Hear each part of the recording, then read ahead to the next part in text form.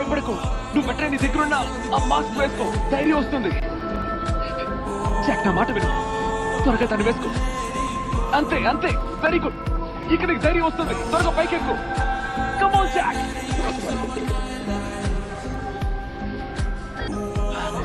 వచ్చేయ్.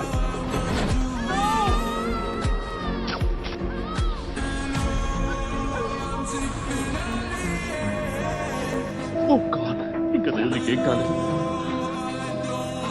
నువ్వు అనుకున్నా ఎంత భయపడిపోయారో తెలుసా?